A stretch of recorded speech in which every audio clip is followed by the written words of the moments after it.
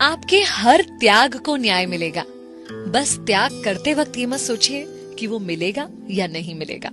94.3 my FM से मैं हूँ विनी आपके साथ, और चलो आज कुछ अच्छा सुनते हैं। सुनाती हूँ आपको दो मित्रों राम और श्याम की कहानी। कई सालों से मित्र थे, मंदिर की सीढ़ियों पर बैठे कुछ गपशप कर रहे थे। इतने में एक तीसरा व्यक्ति माधव आकर उन्हें ज्वाइन करता है। तीनों आपस में बात करते हैं। बात करते करते शाम कब ढल जाती है पता ही नहीं चलता। इतने में माधव, जो तीसरा व्यक्ति आया था, कहता है मुझे भूख लग रही है। राम और श्याम ने कहा कि हाँ, भूख तो हमको भी लग रही है। तो राम ने कहा कि यार मेरे पास 3 रोटियां हैं। श्याम ने कहा मेरे पास 5 रोटियां हैं, चलो सब मिलकर खा लेते। लेकिन फिर सवाल आया कि 8 रोटियों को 3 लोगों में कैसे बांटा जाएगा। तो राम ने एक सलाह दी। राम ने कहा कि ऐसा करते हैं कि सारी रोटियों के 3-3 टुकड़े कर लेते हैं। ऐसे में 8 रोटियों के हो जाएंगे 24 टुकड़े, और 24 टुकड़ों को 8-8 टुकड़ों के हिसाब से तीनों में आसानी से बांट सकेंगे। सबको राम की सलाह बहुत पसंद आई और ऐसा ही किया गया। और उसके बाद मंदिर की सीढ़ियों पर ही वो तीनों सो गए। जब सुबह हुई, माधव उनसे अलविदा करके जाने लगा तो माधव ने शुक्रिया करते हुए कहा कि तुम दोनों ने मिलकर मुझे 8 टुकड़े रोटी के खाने को दिए, जिससे मेरी भूख मिट पाई। उसके बदले में ये 8 सोने की गिन्नियां मैं तुम लोगों को देना चाहता हूँ। दोनों बहुत खुश हुए। 8 गिन्नियां ले ली। राम ने कहा चलो दोनों 4-4 बांट लेते। लेकिन श्याम ने कहा नहीं, ऐसे कैसे होगा। मेरी 5 रोटियां थी और तुम्हारी 3 थी, तो मुझे 5 मिलनी चाहिए और तुम्हें 3 गिन्नियां मिलनी चाहिए। अब दोनों के बीच में बहस शुरू हो गई। बहस बढ़ गई तो मंदिर के पुजारी के पास पहुंचे कि आप न्याय करके बताइए कि किसे कितनी गिन्नियां मिलनी चाहिए। अब यूं तो मन में पुजारी को श्याम की बात ठीक लग रही थी, 5 और 3 गिन्नी वाली, लेकिन फिर भी थोड़ा सा कंफ्यूज था पुजारी। इसलिए उन्होंने कहा कि एक काम करो, ये गिन्नियां मेरे पास छोड़ जाओ और कल सुबह आना, कल सुबह इसका हल निकालेंगे हम।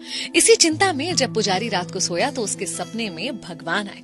भगवान को उसने जब सारी बात बताई तो भगवान ने कहा कि भाई राम को मिलनी चाहिए 1 गिन्नी और श्याम को मिलनी चाहिए 7 गिन्नी। पुजारी हैरान, अचंभित, पूछा प्रभु ऐसा कैसे और ऐसा क्यों। प्रभु ने समझाया कि देखो, श्याम के पास थी 5 रोटियां, जिसके 3-3 के हिसाब से उसने 15 टुकड़े करे, और राम के पास थी 3 रोटियां, जिसके हुए 9 टुकड़े। अब उन 9 टुकड़ों में से उसने दान तो 1 ही टुकड़ा किया, खुद के लिए 8 टुकड़े रखे। वहीं श्याम ने 15 में से 8 टुकड़े खुद रखे और 7 टुकड़े दान किए। तो श्याम का दान काफी बड़ा है, इसलिए श्याम को 7 गिन्नियां और राम को 1 गिन्नी मिलनी चाहिए। यही मेरा तर्क है और यही मेरा न्याय है।